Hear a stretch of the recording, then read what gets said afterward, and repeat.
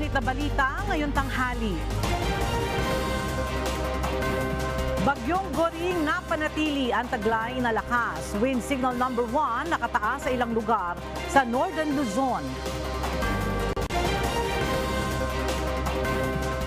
Military exercise ng Pilipinas at Australian forces sinaksihan ni Pangulong Ferdinand Marcos Jr. sa San Antonio, Zambales. Opening ng FIBA World Cup mamaya na. Gilas Pilipinas sa Sabak laban sa koponan ng Dominican Republic sa opening games.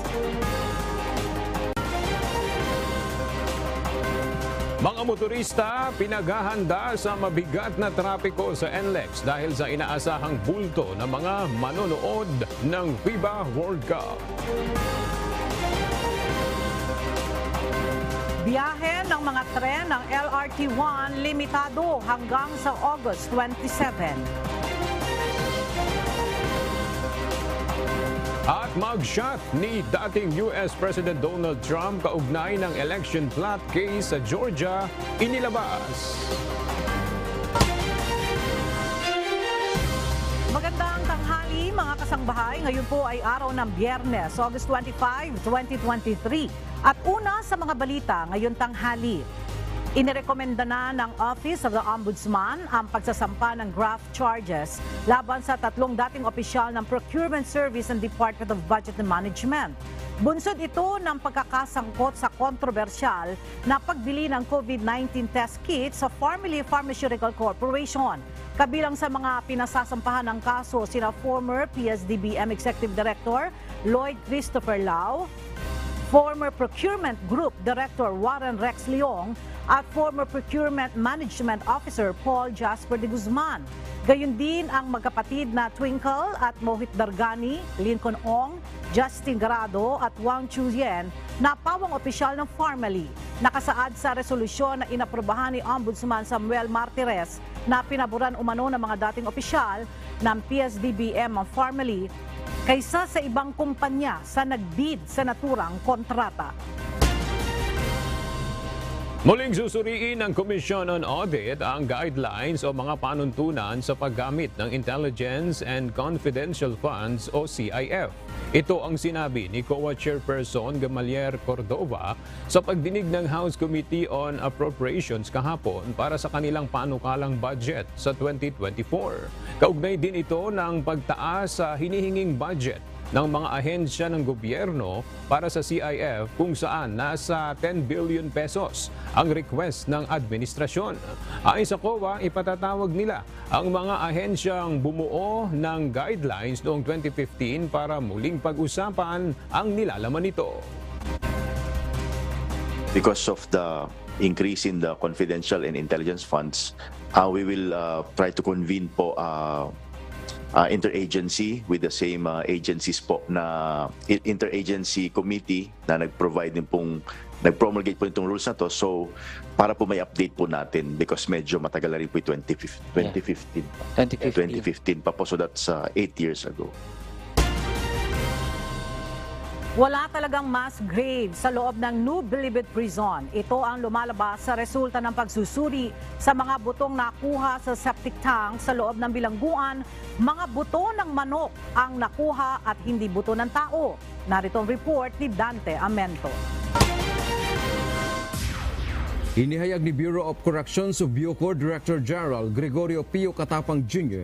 na natanggap na nila ang resulta ng pagsusuri na ginawa ng University of the Philippines o UP Forensics sa umano'y buto ng tao na nakuha sa loob ng septic tank ng Maximum Security Compound ng New Bilibid Prison o NBP. Kinumpirma nito ang findings ng National Bureau of Investigation o NBI na hindi buto ng tao ang nakuha sa septic tank kundi buto ng manok. Na forensic yun pero hindi raw siya human remains. Hindi naman wala naman mass grave So we already submitted to DOJ and then Congress na finally na-resolve na yung issue. Kung wala naman talagang mass grave, so be it.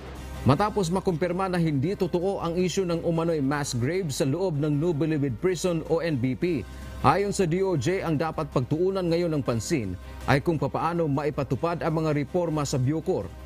Kabilang narito ang pag-decongest sa Bilibid sa pamamagitan ng pag-regionalize ng mga correctional institution. Well, siyempre, relieved din tayo dahil ang tinatakutan natin na may ganong klaseng problema ay wala naman pala. So we hope no na patuloy na lang yung mga reforma ho natin, hindi na tayo lilingon sa likod, kundi titingin na tayo sa future natin. Dante Amento, UNTV, News and Rescue. Diyos ang aming sandigan, serbisyo publiko ang aming pinahahalagahan. Iniyak ngayon ng Department of Justice na papapanagutin nila ang sinumang mapatutunayan na nagpabaya kaya't nakatakas ang isang Chinese national na pinaniniwala ang pasimuno umano ng scam mula sa ni-raid na Pogo Hub sa Pasay City noong August 1. Mula sa Quezon City, ang detalye ihahatid ni Ryan Lacanlale live. Ryan, tukoy na ba ng mga otoridad kung papaano nakatakas itong Chinese national? Aga hanggang ngayon ay hindi pa malaman ng mga otoridad kung paano talaga nakatakas itong Chinese national dito sa gusali na bantay sarado naman ng mga otoridad.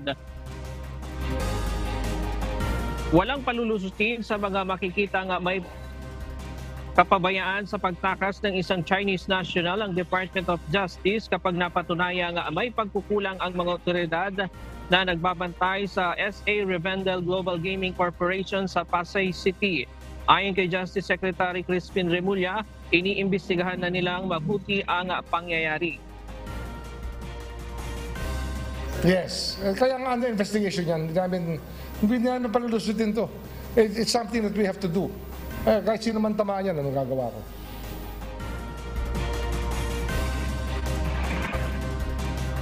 Sa impormasyong natanggap ng Department of Justice sa pagkakakilanlan ng nakatakas na Chinese national na maaari umano na isa ito sa pasimuno sa scam.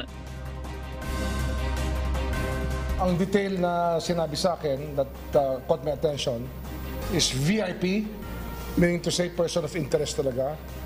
Maybe one of the co-conspirators in the scam. So we're investigating kung sino nagpakawala, paano nakawala, at under what circumstances. Ang PNP at NBI ang siyang pangunahing nagbabantay sa 231 foreign national na nananatili sa gusali ng SA Revendel Global Gaming sa Pasay City. Isa umano sa problema ay ang kakulangan ng pasilidad na pagdadalhan at mga tauhan na siyang magbabantay sa mga Pogo workers na ito. Samantala, kinumpirma ni Secretary Remulla na pinoproseso na nila ang summary deportation sa mga foreign national. Maliban sa mga may iba pang mga kasong kinakaharap pa dito sa bansa, nanindigan din ito na sa pagsasampa ng kaso laban sa mga dayuhan na tila hindi ginagalang ang batas ng Pilipinas. Imagine, nahuli mo na sa Las Piñas, hindi pa rin ginalang yung sistema natin, lumipat pa sa Pasay. And can you imagine the network of lawyers they're employing? Kaya nga nakapag-file sila ng habeas corpus cases. Talagang niloloko yung legal system natin. Ang Bureau of Immigration naglabas na ng commitment order na ilipat na sa BJMP facility sa Pasay City ang 27 foreign national.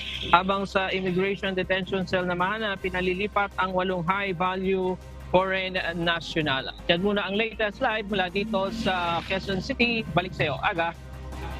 Maraming salamat, Ryan Lacanlale.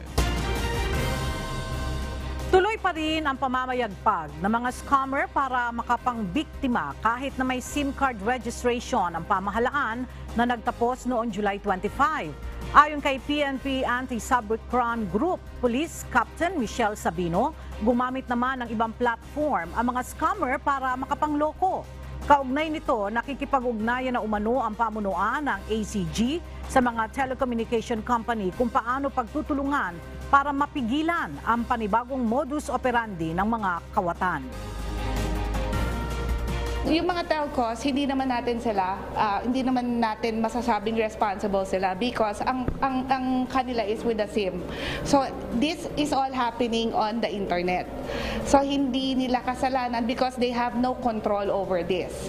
And as far as ACG is concerned, yung director natin, si Sir Sidney Hernia, nag-collaborate siya and he's actually working on, nakikipag-usap siya sa mga NTC and all other telcos.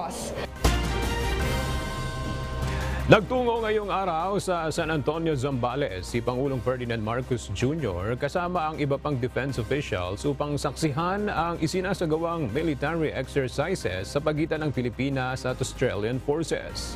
Mula sa Zambales, makibalita tayo kay Nel Maribohok live. Nel, ano-anong mga pagsasanay yung ipinakita ng mga sundalo ng Pilipinas at Australia dyan sa Alon exercise?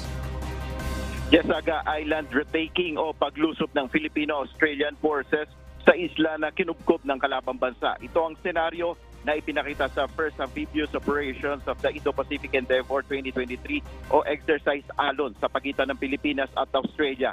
Ang senaryo, kinubkob ng ibang bansa ang teritoryong sakop ng Pilipinas sa Zambales at Palawan.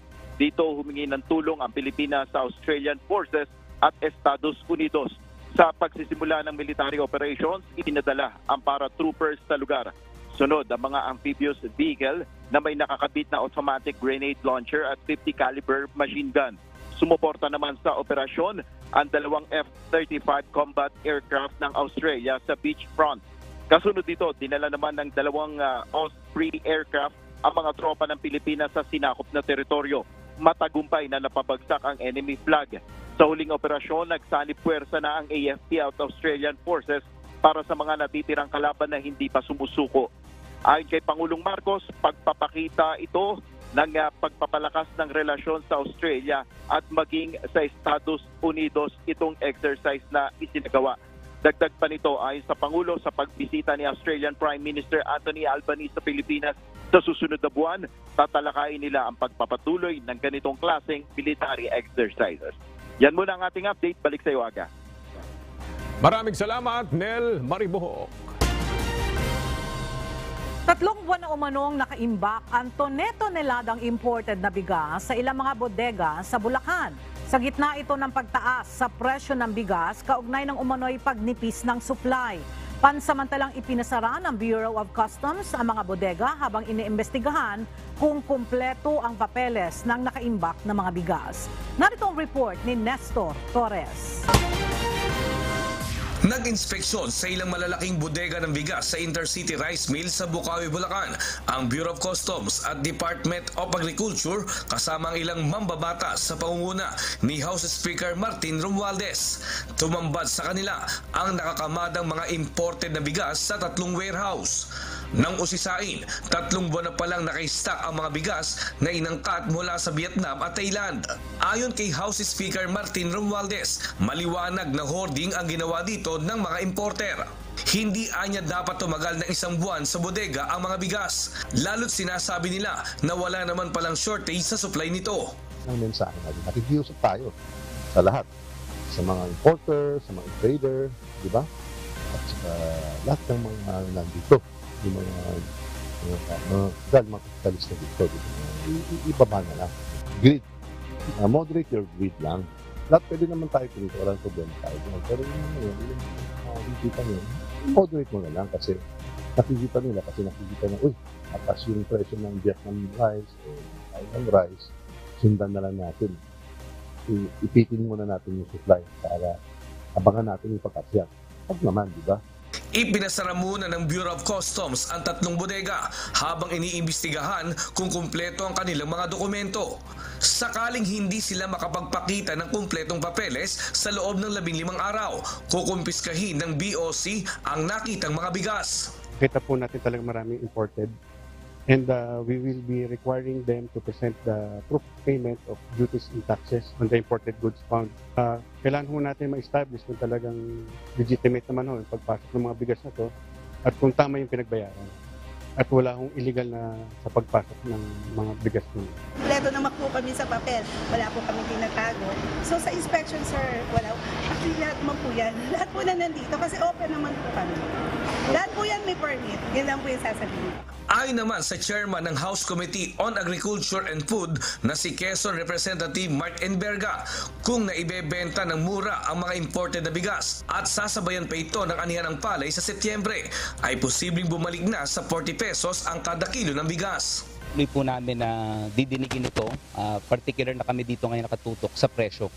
So babantayan din namin yung farm gate price ng pagbibili in the coming 2 weeks, para masiguro natin walang magsasamantala rin doon sa pagbili ng mataas na presyo sa farm gate. Magpapatuloy naman ang inspeksyon ng DA at Customs sa iba pang mga bodega bilang tugon sa posibleng pag-iipit sa supply ng bigas. Nestor Torres, UNTV News and Rescue.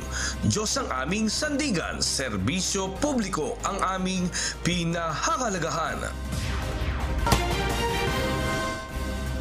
Ipauubaya na umano ng Department of Labor and Employment sa wage board sa bawat rehiyon ang nakabinding mga petisyon para taasan ang arawang sahod ng mga manggagawa. Naungkat ang issue sa umano'y mabagal na pagresolba sa wage hike petitions habang tinatalakay sa Kamara ang panukalang budget ng DOLE sa susunod na taon. Narito ang report ni JP Nunez. Pwedeng sumagot kahit categorical, maaaprubahan ba ngayong buwan ang dagdag sahod? Inusisa ni Gabriela Partilis Representative Arlene Brosas sa Department of Labor and Employment kung kailan maaaprubahan ang iba pang nakabinbing wage hike petitions. Sa pagtalakay ng Kamara sa panukalang pondo ng DOLE sa 2024, lumabas na hindi pa pala naaaksyonan ng regional level ng wage boards ang hinihinging dagdag sahod para sa mga manggagawa sa Central Luzon, Calabarzon, Bicol, Western Visayas at Central Visayas. Ayon kay Representative Brosas, napakabigat na ng pasanin ng mga ordinaryong obrero dulot ng pagtaas ng bilihin. Kaya marapat lang sana na maaksyonan na ito sa lalong madaling panahon. 20 pesos ang hinihiling natin pero 20 pesos na cup ng rice ang meron tayo ngayon. Matindi yung presyo ng langis, nagpapatuloy ang food crisis, pero wala pa ring malinaw na posisyon kaugnay sa dagdag na sahod. Ayon naman sa DOLE, mayroong Regional Tripartite Wages and Productivity Board na magdedesisyon kung dapat na nga bang itaas ang sahod ng mga manggagawa sa isang rehiyon. Kasama sa bumubuo nito ay ang mga investor o namumuhunan at ang labor force para sa ginagawang konsultasyon. Sa ngayon, nasa iba't ibang level na ng petisyon ang mayroon sa mga rehiyon at may nakatakda na ring mga pagdinig.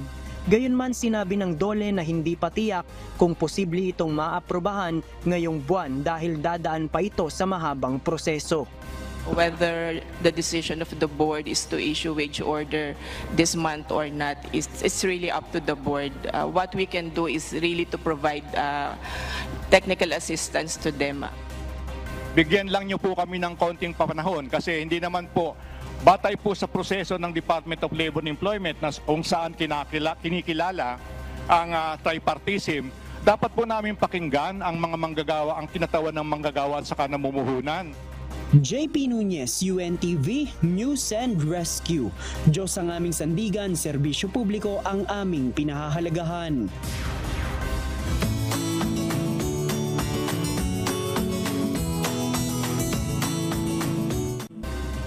Umabot na sa mahigit 20 milyong mga estudyante ang nakapagpa-enroll na para sa school year 2023 to 2024. Sa datos ng DepEd, as of August 24, naitala ang pinakamaraming mga nagpa-enroll sa Calabarzon Region na mayroong mahigit sa 3 milyong mga estudyante. Sinusundan ito ng Metro Manila at Central Luzon na mayroong mahigit sa 2 milyong enrollees.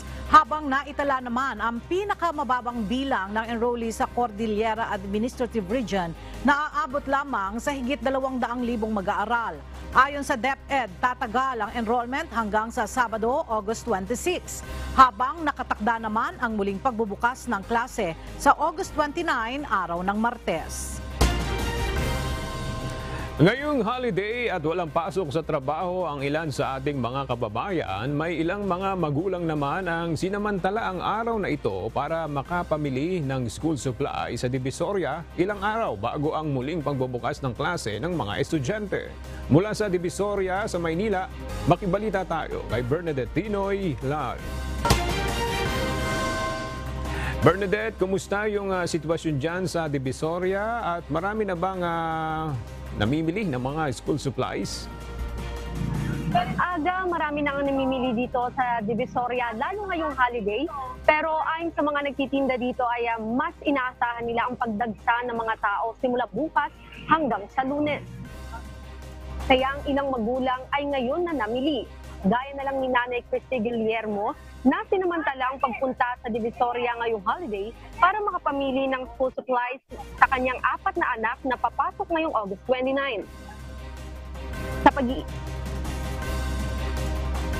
Pumunta kami na maaga para kahit paano hindi kami siksikan dito, hindi kami mapapano. Nag-iikot-ikot pa kami, maghahanap pa kami na medyo mura.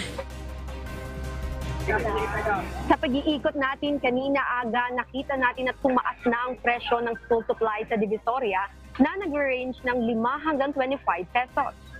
Nasa 220 pesos ang isang pack ng notebook mula sa 200 pesos na dating presyo nito. 25 pesos na rin ang presyo ng papel mula sa 20 pesos, habang parehong 10 piso na ang presyo ng ballpen at lapis mula sa dating presyo na 5 piso. 35 pesos na rin ang presyo ng Crayola at Surag mula sa 30 pesos sa 25 pesos na dating presyo nito. Aga nitong Webes, August 17 ay nag-inspeksyon dito sa Divisoria ang Department of Trade and Industry o DTI upang siguraduhin kung nagtutugma ang presyo ng school supplies sa suggested retail price at naglagay rin sila ng price guide para naman may pagbabatayan din ng mga mamimili. Aga, ang mga school uniforms ay pareho pa rin ang presyo nito. Simula noong nakaraang linggo, ang isang set ng kindergarten set ay nasa 280 to 300 pesos. Ang mga pantaas o polo naman ay nasa 150 to 220 pesos, depende sa size. At ang mga pants ay nasa 200 to 350 pesos. Ito ay para na rin mabigyan ng pagkakataon ng mga mamimili na mabudget ang kanilang pera para sa darating na pasukan. At yan muna ang latest mula dito sa Divisoria. Balik sa'yo, Aga. Maraming salamat, Bernadette Tinoy. Kinumpirma ng tagapagsalita ni Cagayan Governor Manuel Mamba na si Attorney Rogelio June Taliping na pinakawalan kagabi ng House of Representatives ang gobernador. Ito ay matapos makakuha ang gobernador ng Temporary Restraining Order o TRO mula sa Korte Suprema, kaya naglabas din ng release order ang Kamara na nag-contempt sa kanya.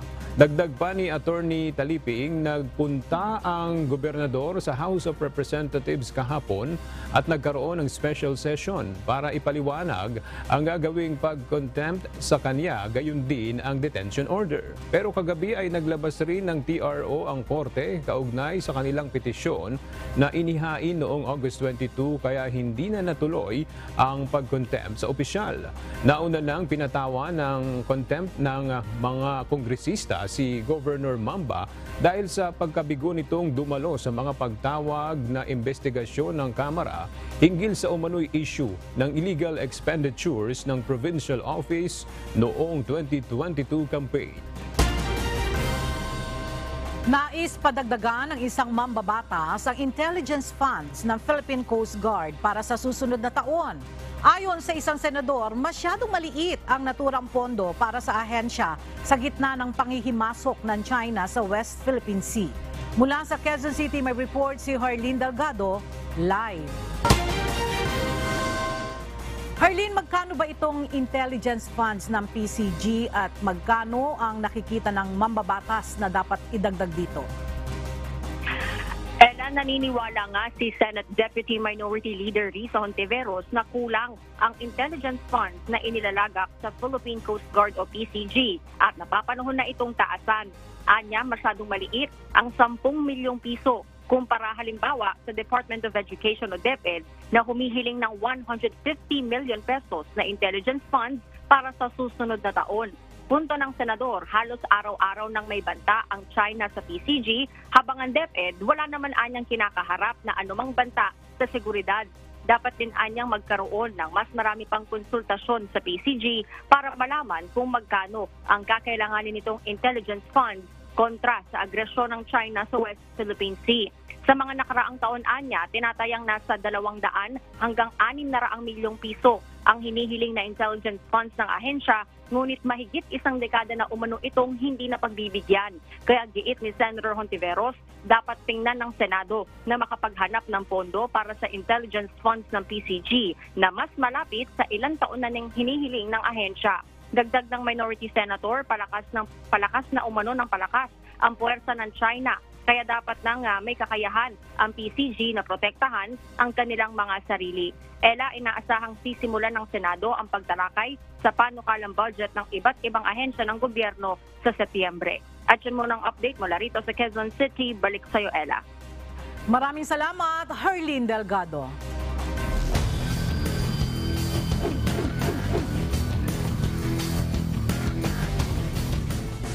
Nagbigay karangalan sa bansa ang basketball legend na si Kaloy Loizaga bilang kauna-unahang Pinoy na nakasama sa FIBA Hall of Fame.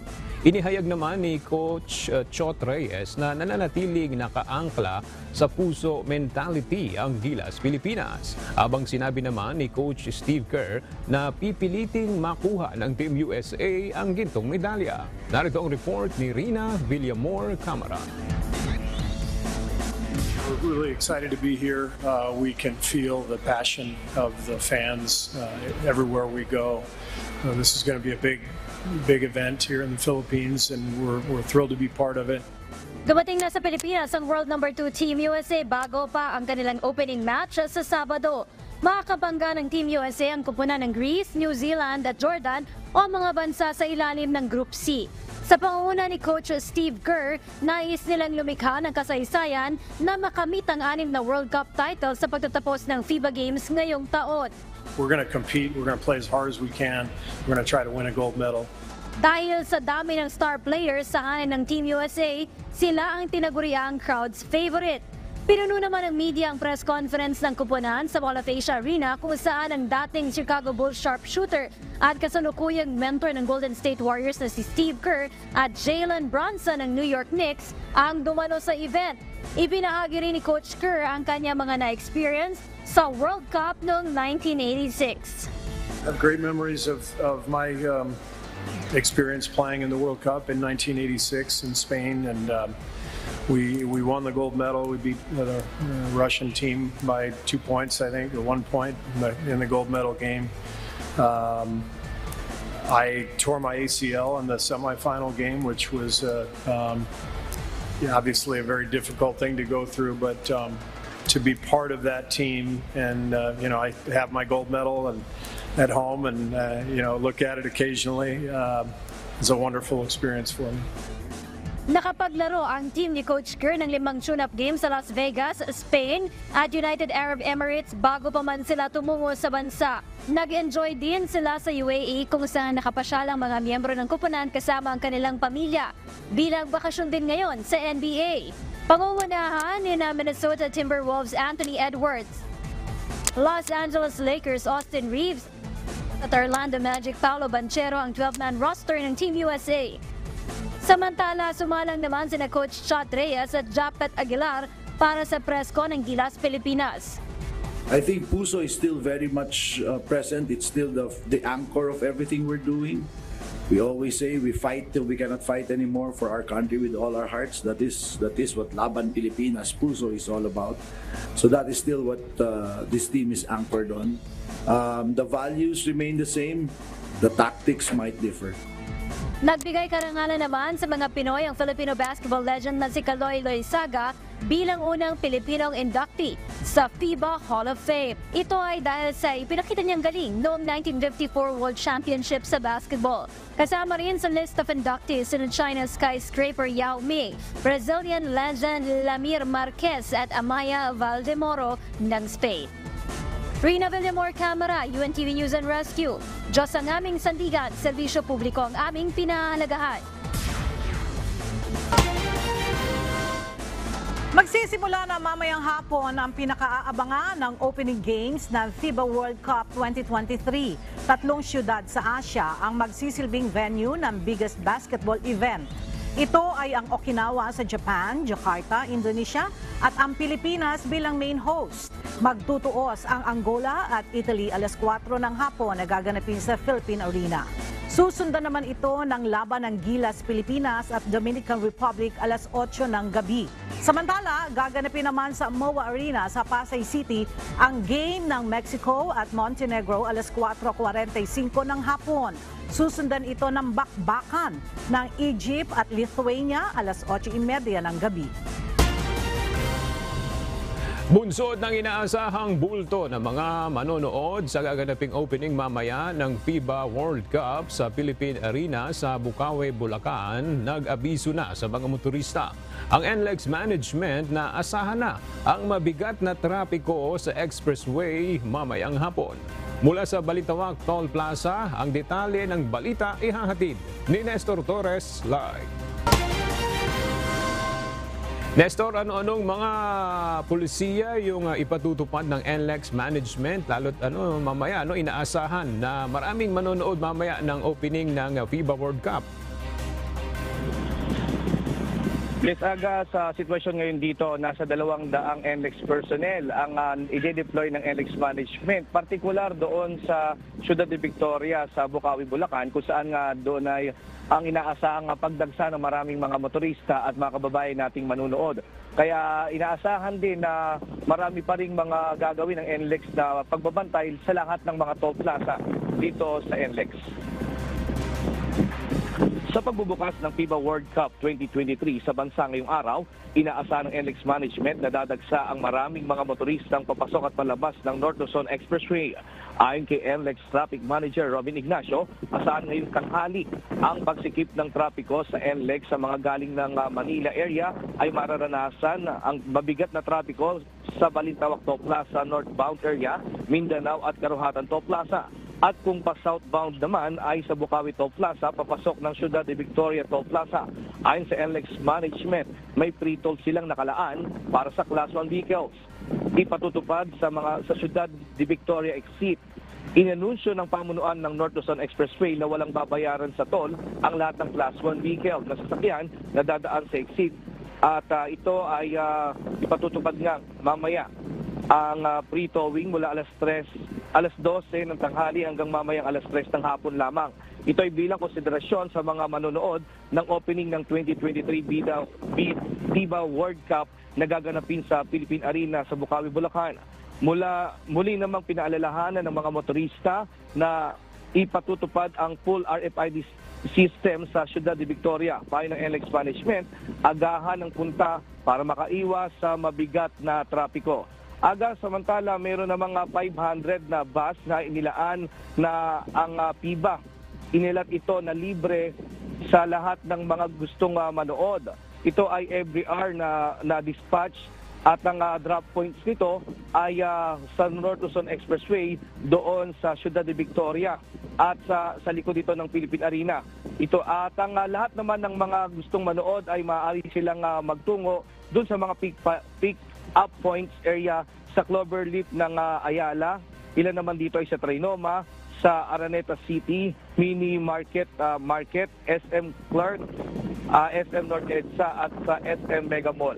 Samantala, Aga, sa sitwasyon ngayon dito sa lugar ng Balintawak Toll Plaza, kapansin-pansin ngayong oras na ito ay medyo sumiskip na yung daloy ng trapiko dito sa Balintawak Toll Plaza. Hindi bababa sa mga 20 na mga motorista ang nakapila sa mga toll lanes. Pero karamihan dito are RFID lanes. At kung mapapansin din natin, marami na rin dito na mga nakadeploy na nasa 5 na Marshall na Toll Plaza dito sa lugar ng Balintawak Toll Plaza. At asahan na nga na ngayong tanghali ang mas matinding daloy ng pagsikip ng trapiko dito sa Balintawak hanggang doon sa Bukawi Toll Plaza. Aga? Maraming salamat, Nestor Torres. Sa iba pang balita, nananatiling limitado ang biyahe ng mga tren ng LRT1 ngayong araw ng Biyernes, August 25. Sa advisory ng Light Rail Manila Corporation, sinabi nito na limitado ang operasyon ng LRT1 bunsod ng ginagawang pagsasaayos sa riles ng mga tren. Mula sa Pasay City, makibalita tayo kay JP Nunez live. JP, may mga pasahero bang nahihirapang sumakay dahil sa limitadong biyahe ng LRT1? Yes, Ella, dito sa may Baclaran Station sa Pasay City, kaninang umaga talagang maraming mga pasahero yung nahirapang makasakay dahil nga dito sa limitadong operasyon ng LRT1. Pero ngayong tanghali, medyo nabawasan na rin at may mangilan-ngilan na nagpupunta dito sa istasyon at kinakailangan nilang lumipat ng ibang sasakyan para makarating doon sa kanilang patutunguhan dahil nga hindi sila makasakay dito sa Baclaran Station ng LRT1. Inanunsyo ng Light Rail Manila Corporation o LRMC ang limitadong biyahe ng LRT1 mula Hilpuyat Station hanggang FPJ Station sa Quezon City. Ibig sabihin yung Libertad Station, EDSA Station at Baclaran Station ay sarado muna sa mga mananakay. Ayon sa LRMC, tatagal ito ng 3 araw o hanggang sa Linggo, August 27. Kaugnay ito ng nangyaring mechanical problem sa second generation train set ng LRT1 sa pagitan ng EDSA Station at Baclaran Station bandang alas 12 kahapon. Ayon sa LRMC, kakailanganin ng 3 days na track works para maibalik sa ayos ang riles ng tren at maging ligtas sa mga pasahero ang pagsakay dito. Inaabisuhan ng LRT1 management ang mga mananakay na planuhin ang kanilang biyahe at sa iba muna sumakay. Ang kaligtasan nila ng mga pasahero ang kanilang prioridad kaya mas minabuting ipatupad muna ang limitadong operasyon ng tren.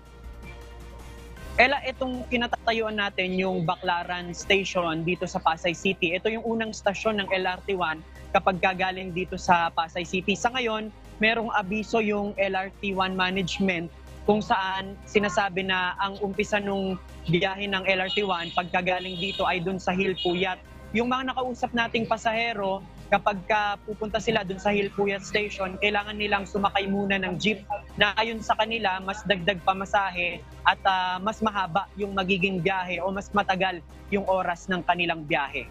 Yan muna ang ating latest live mula dito sa Pasay City. Balik sa'yo, Ella. Maraming salamat, JP Nunez. Napanatili ng bagyong Goring ang taglay nitong lakas habang nasa silangan ng Philippine Sea. Sa ngayon ay nakataas na ang wind signal number 1 sa ilang lugar sa Northern Luzon dahil sa bagyo.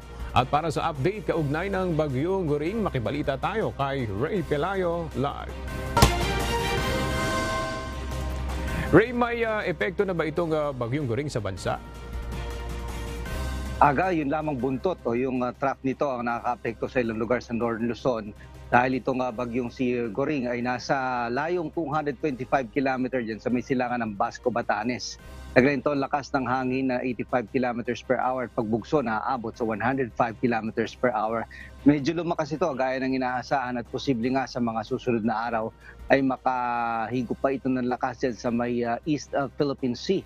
At ayon sa Pag-asa, ang signal number 1 ay nakataas ngayon sa may area ng Batanes, yung eastern portion ng Babuyan Islands at ganoon din yung eastern portion ng mainland Cagayan at ng Isabela. Makakaranas po dyan ng mga pagbugso ng hangin. Ang mga pagulan, mararanasan po yan sa buong Northern Luzon at ilang bahagi pa ng Metro Manila dahil naman po ito sa pagkakaroon ng localized thunderstorm at maging yung epekto ng habagat o southwest monsoon. Ayon sa Pag-asa, yung ilang lugar din sa Visayas, yung Bicol area, Mimaropa area ay makakaranas din po dyan ng kalat-kalat na mga pagulan. Ang expected o inaasahan ng Pag-asa dyan sa kay Bagyong Goring ay posible itong maabot yung typhoon category at hindi rin naalis ang possibility na ito yung maging super typhoon sa mga susunod na araw. Tatagal ito ng ilang araw dyan sa may silangan ng Pilipinas dahil yung kanyang pinaka-track ay tinatawag natin na looping track. Iikot-ikot siya dyan sa mga lugar na yan at bago ito posible na mag-exit o lumabas dyan sa pagitan ng Bataan at Cagayan area sa mga susunod na araw bago tumungo dyan sa may west Philippine Sea. Yan ang latest sa ating panahon. Balik sa Aga. Maraming salamat, Ray Pelayo. Inatasan na ni Social Welfare and Development Secretary Rex Gatchalian ang ilan sa kanilang regional offices na magsagawa ng inventory sa relief goods bilang paghahanda sa epekto ng bagyong Goring. Kabilang sa inalerto ng kalihim ang kanilang field offices sa Cagayan Valley, Bicol at Calabarzon regions. Ayon sa kalihim, dapat masiguro na mayroong sapat na stock ng relief items na kakailanganin ng ating mga kababayan na posibleng ilikas dahil sa banta ng bagyo. Base sa report ng Pag-asa, inaasahang lalakas pa ang bagyong Goring sa mga susunod na araw na posible ring magdala ng malalakas na pag-ulan. Kansilado ngayon ang flight ng PAL Express na biyaheng Basco-Batanes bunsod ng masamang lagay ng panahon. Sa abiso ng Manila International Airport Authority o MIAA, hindi muna makakabiyahe ang Flight 2P2932 at 2933 na may rutang Manila to Basco at Basco to Manila. Ang mga apektadong pasahero ay pinapayuhan na makipag-ugnayan sa Philippine Airlines para sa rebooking o refund ng kanilang mga flight.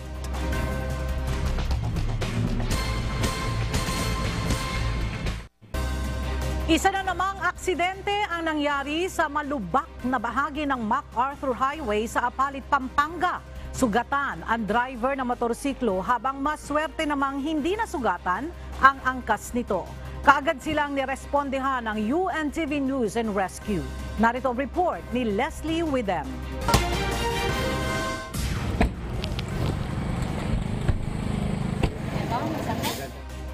Nakaupo na sa gilid ng gutter ng abutan ng UNTV News and Rescue Team ang magkaibigang sina Ryan Orseo at Steven Nunag na nasangkot sa isang motorcycle self-accident. Hawak-hawak ni Steven sa ulo ang kaibigan na si Ryan na hilong-hilo at halos nakakatulog dahil sa humampas umano ang ulo nito sa semento nang sila ay malubak sa kahabaan ng MacArthur Highway sa Barangay Paligi, Apalit, Pampanga. Papasok na sana sa trabaho ang magkaibigan sa Malolos, Bulacan. Sa munisipyo po kami na sa truck band po. Ngayon po, nung narinig po namin may gumalabog, pagtingin po namin dito sa tapat ng MacDo, meron na po palang aksidente na nangyari. Kaya pinuntahan po namin, tapos tumawag na po kami ng ambulansya at saka sa istasyon. Batay sa ginawang assessment ng UNTV News and Rescue Team, iniinda ni Ryan ang sugat nito sa balikat at mga pasa, pati ang sugat sa kanang tuhod nito. Agad na nakatuwang ng grupo ang mga responder ng Apalit Municipal Disaster Risk Reduction and Management Office na siya nang nagdala sa magkaibigan sa ospital. Sana po wag po kayong magsawang tumulong sa mga ganyang mga aksidenteng nangyayari po dito sa lugar natin. Leslie Widem, UNTV News and Rescue. Diyos ang aming sandigan, serbisyo publiko ang aming pinahalagahan.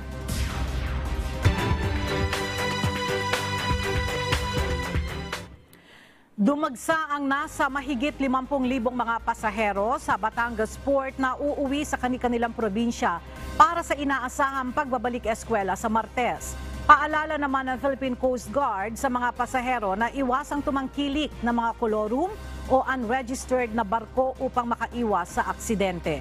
Mula sa Batangas Port, makibalita tayo kay Benedict Samson live. Benedict, kumusta ang sitwasyon dyan sa Batangas Port? Hindi ganun kadagsa yung mga pasahero na dumating ngayon dito sa Batangas Port. As of 12 midnight hanggang alas 6 ng umaga ngayong araw, nasa 50,658 outbound at 49,994 inbound passengers na ang naitalang bilang ng Philippine Coast Guard na dumating at nakaalis na dito sa Batangas Port. Kalinsabay ito ng inaasahang pagdagsangan ng mga pasahero ngayong long weekend at pagbabalik eskwela ng mga estudyante sa araw ng Martes. Upang mapaglingkuran ang mga dumadating na pasahero, may mga nakaantabay na ring mga tauhan ng PCG, Philippine Ports Authority at Asian Terminal Incorporated na magbibigay ng assistance ay ng ligtas at maayos na biyahe. Nakapag-inspeksyon na rin ang PCG ng nasa 322 vessels, 154 motor bangka at 321 na roll-on, roll-off o ro-ro vessels. Samantala, ayon naman sa PCG Batangas Station, isang mangingisda ang na-rescue ng mga tauhan ng PCG kaninang alas 9:30 ng umaga. Ito'y matapos masunog ang sinasakyan nitong motorbangka. Tinatayang 1 nautical mile ang layo sa karagatang sakop ng Barangay 10, Balayan, Batangas.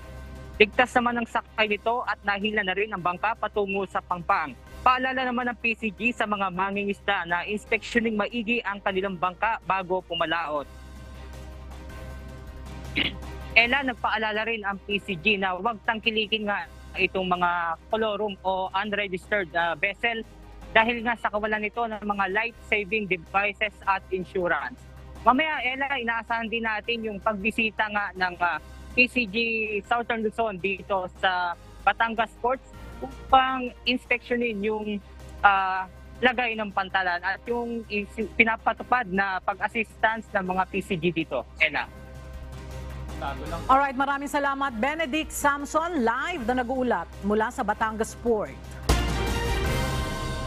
Iba't ibang tulong ang inihatid ng Technical Education and Skills Development Authority o TESDA sa lalawigan ng Occidental Mindoro bilang bahagi ng pagdiriwang ng kanilang ika-29 na anibersaryo. Ang detalye sa ulat ni Von San Pedro.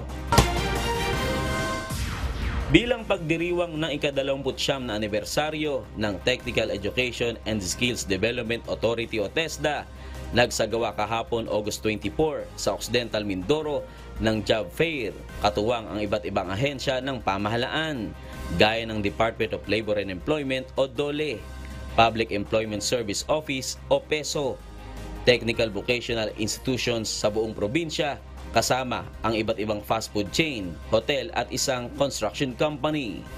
Layunin ng aktibidad na matulungang mapadali na magkaroon ng hanap buhay ang mga mamamayan sa lalawigan. Nagkaloob din ng libreng serbisyo ang Social Security System o SSS, Pag-ibig Fund at Philippine Health Insurance Corporation o PhilHealth. Samantala, nagpasalamat naman ang mga aplikante sa nasabing job fair. Sobrang alawan po sa naghahanap po ng trabaho kasi trabaho na po yung lumapit sa amin. Tapos na po kami, kumbaga hindi na po kami mahirapan maghanap ng trabaho na mapapasukan. Sila na po mismo ang lumapit. Yung ganito pong mga opportunity ay dapat lagi po nating ginagrab. Kasi po maliban po sa mahirap po ang buhay, kailangan gusto ko pong tulungan yung pamilya ko. Bilang bahagi pa rin sa pagdiriwang ng anibersaryo ng TESDA, namahagi rin ang ahensya ng libreng toolkits para sa mga katutubo na nagsipagtapos ng bread making. Ang lutuin lang, laga lang sa amin dati. Laga lang, wala nang rikado.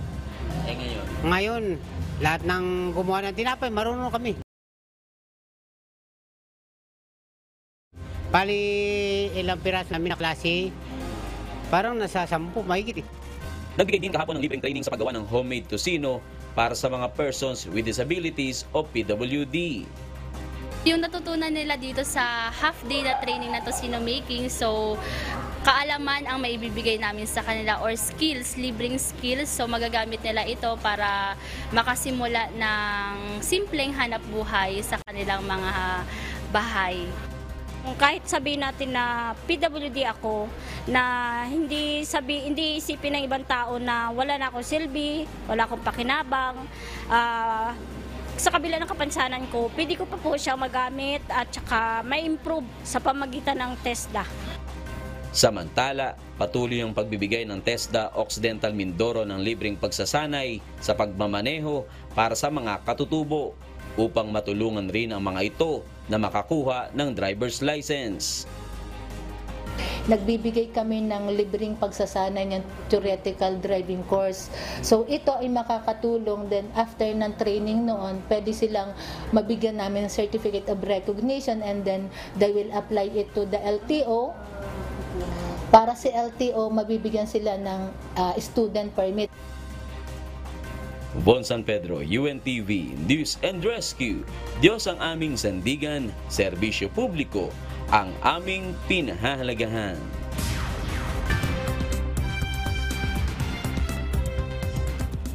Sumuko si dating US President Donald Trump sa Georgia kaugnay ng mahigit 100 ng felony charges na isinampa laban sa kanya sa pagtatangkang baliktarin ang resulta ng halalan sa estado noong 2020. Kaugnay ng pag-aresto, inilabas ang kauna-unahang mugshot ng isang dating US President at batay sa Fulton County Jail records, inmate number P-011-35809 si Trump. Naglagak naman ng piyansa si Trump na nagkakahalaga ng $200,000 o 11.3 million pesos upang makalaya sa kulungan habang naghihintay sa pagdinig ng korte sa kanyang kaso. Ito ang fourth arrest kay Trump sa loob ng 5 buwan para sa isang criminal case, subalit kauna-unahan niyang police booking photo. Gumanti ang China matapos na simula ng Japan ang paglalabas ng wastewater sa Pacific Ocean mula sa Fukushima nuclear plant. Agarang nagpatupad ng import ban ang Beijing sa lahat ng seafood products ng Tokyo. Narito ang ulat ni Ann Gonzalez. Nagsimula ng ilabas sa Pacific Ocean ang kontaminadong tubig mula sa Fukushima Nuclear Plant araw ng Huwebes, August 24. May kabuang 7,800 cubic meters o katumbas ng 3 Olympic swimming pools ang unang discharge ng radioactive wastewater.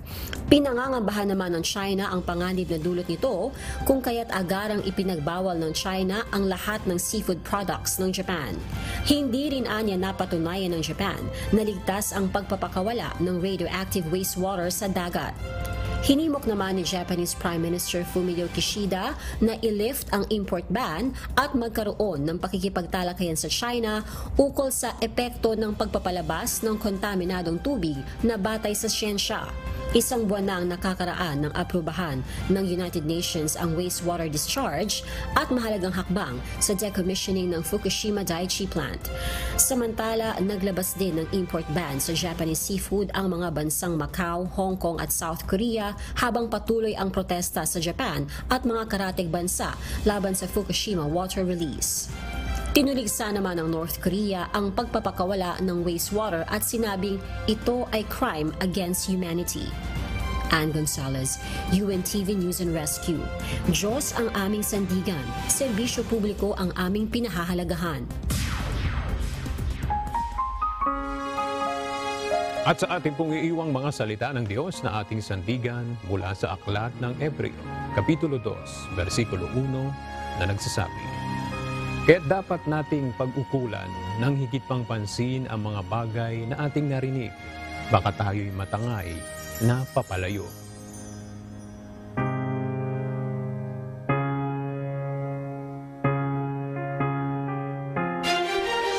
At yan ang mga balitang aming tinutukan at inaksyonan dahil sa aming pagbabalita, una ang pagkalinga sa kapwa. UNTV-C News, may balita saan mang panig ng daigdig. At dito sa UNTV, Diyos ang aming sandigan, serbisyo publiko ang aming pinahahalagahan.